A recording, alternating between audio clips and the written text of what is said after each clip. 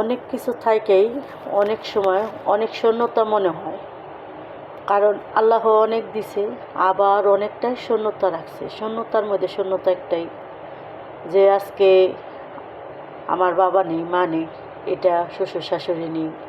আমাদের বয়সে অনেকেরই বাবা মা, নানা নানি, শ্বশুর শাশুড়ি সবারই থাকে, কিন্তু আমার কিন্তু সেটা নেই।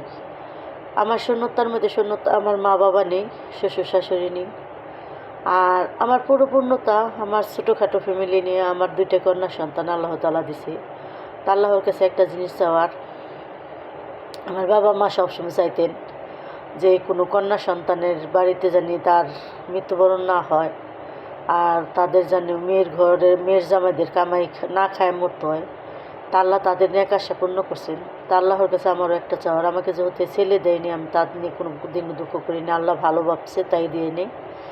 তা আল্লাহর কাছে একটাই চাওয়ার, বা আপনারাও আমার জন্য একটা দোয়াই করবেন, আমি আর আমার স্বামী যেন আমাদের হাত থাকতে পা থাকতে আল্লাহর ডাকে যেন সাড়া দিলে আমরা যেতে পারি।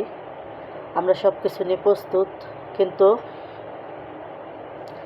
মেয়ের জামার কামাই যেন আল্লাহ তাআলা না খাওয়ায়। তবে করবেন কষ্টের সাথে না, কষ্টের সাথে না, এটা ভালো মনে ভালোই বলছি, কারণ তাদের লাইন কারণ ধরা দিতেছি ছেলেদের মতন।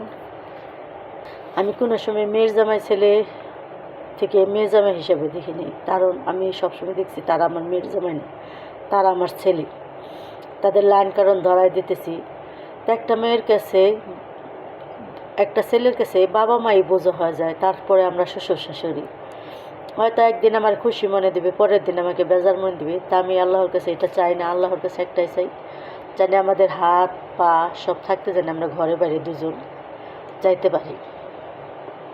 আল্লাহর কাছে এতটুকু দোয়া করি, আপনারা আমাদের জন্য এতটুকু দোয়া করবেন। আল্লাহ হাফেজ, আসসালামু আলাইকুম।